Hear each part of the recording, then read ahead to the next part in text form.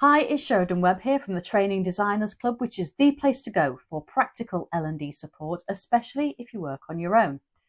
And today I'm attempting to answer quite a complicated question in less than 10 minutes, and it goes something like this. I'm a facilitator. Why on earth do I need training design skills? I hear this in various formats whenever I go out to networking events or meet with other L&D people, because I think when we use the term training designer, we have a very rigid view as to what that means. And we tend to think of your traditional sort of e-learning developer, your instructional designer, if you like. And of course, they have designer in their title. And people get confused when I used to say I'm a training designer, and yet I don't design e-learning, I design live workshops and learning experiences. So even if you consider yourself a facilitator, and that is how you describe yourself, that does not mean to say you're not a designer. Because as Steve Jobs, the famous quote says, design is not just how something looks, it's how it works. So training design, whether you like it or not, is actually a fundamental part of your job. And it's very different to prep. I've written a whole blog on this, so I've signpost that underneath rather than regurgitate it here. But prep is the sort of thing that you do just before you go and facilitate an event. Prep is where you check that you have all the materials you need. Prep is where you refresh your mind as to the objectives and what you're going to be covering and how you're going to do it.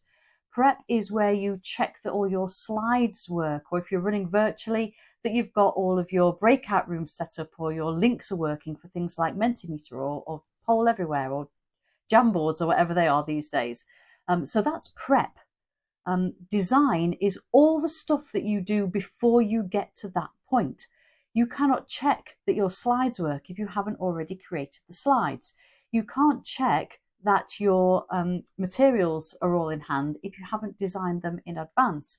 You can't remind yourself of how the exercises link to a business's values or business strategy if you haven't done that research and designed it in to the event itself. So design is all the stuff that we need to do before we get to the point where we're prepping.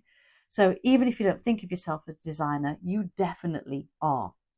And I've jotted down 10 reasons as to why you, even if you're a facilitator, really need to invest in your design skills. And I've written them down so that I don't forget them, and more importantly, I don't repeat myself. Number one, you're more likely to be able to deliver maximum impact in minimum time. And that's because you've given real thought to the best route through all of the learning that you want to cover. And you're going to be able to use accelerated learning techniques and think about the best way to use your time. Secondly, with design, you're going to be able to make sure that you're covering the right things in the right way. If we try and hold everything in our heads at the facilitation event, you're possibly going to forget a really important objective or a really key point that your client, your organization wants you to bring out. And also, there's a tendency that you might end up falling back on the same old techniques and missing out on opportunities to do things in a different way. Linked to that, when we give design proper attention, you can check that the session is balanced. And by balanced, I mean in terms of sort of trainer, facilitator input versus learner input. And also thinking about the different types of activity that you're using. So we're not doing too many of the same types of things, or we're not having 2 or 3 very reflective sections followed up by quite a lot of intense activity. We're going to make sure that the day is balanced, which is going to encourage better learning. When you invest in training design, you can do your utmost to make sure that your learning is going to transfer.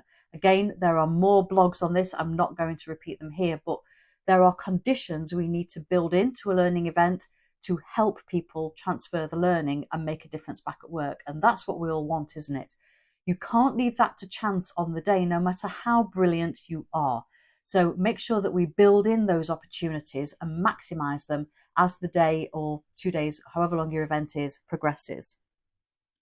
Number 5, and this is always a really important one for me, is that when we invest in design and we design something properly, it gives real confidence to stakeholders. You don't have to go, oh, trust me, I'm a really experienced facilitator, it's going to be an amazing day. They can see exactly what you're going to cover, why you're covering it, how you're going to cover it, and how it all fits together.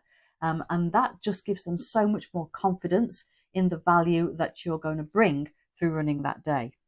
Decent design encourages consistency over time. So even if you only ever design for yourself, if we don't design it properly and that client says, oh, could you run this for us every year? You're then having to rely on your memory as to what you did, what worked, how you did it, what the timings were. Whereas if we've designed something properly, it's all there. Obviously, it's going to evolve and you're going to tweak it, but it's far easier to do that when you've got something to start with. Number 7 is that through the design process, you can make sure that the session that you're running is bespoke to your organization or the people who are attending it. We can't just, no matter how brilliant you are, you can't just magically link everything to values, competency models, business objectives at the time. It's far too much. Whereas if we can weave those threads in throughout, you're going to hit those points more than once and you're going to be able to reinforce them. By using terminology, by using examples that are truly meaningful to the people who are attending the training, shortens the work that they have to do in order to apply the learning. So by making it bespoke and thinking about that in advance, maybe including bespoke case studies, bespoke examples, you're asking the learners to do less work on the day, which means they have more time and more energy to actually put into the learning and therefore apply it. Investing in design and in your own design helps to keep you fresh.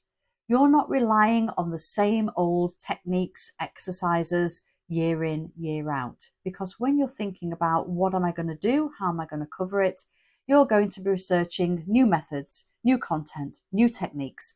It's going to help keep you up to date without you getting to the day and think, oh, I've done this a million times before. How else can I bring it to life? You've already done that work. So it's a great way to develop yourself in the flow of work. Great design helps to reduce the risk. It reduces the risk of things going wrong on the day because you've already thought about what you're going to do and how you're going to do it. And if you're anything like me, you will have thought of a plan B as well.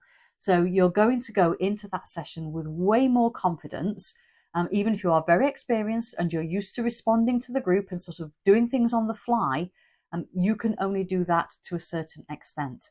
So thinking about the design in advance really reduces the risk when you're actually out there delivering the session.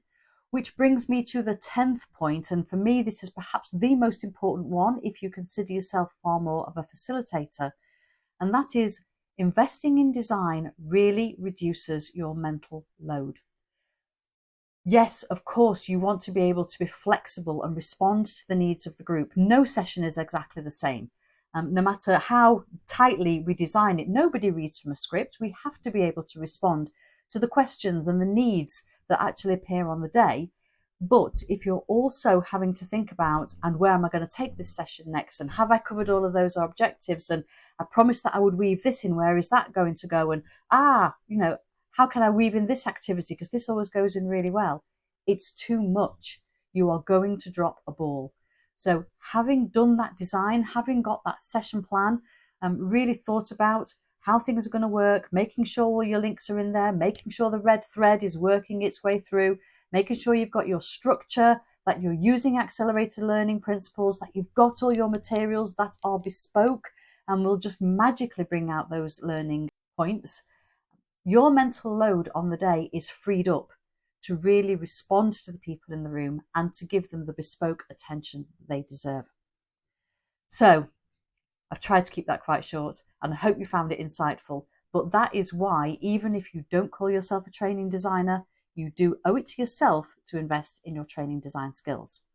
Obviously, I can help you with that if you visit the website, which is www.trainingdesignersclub.co.uk.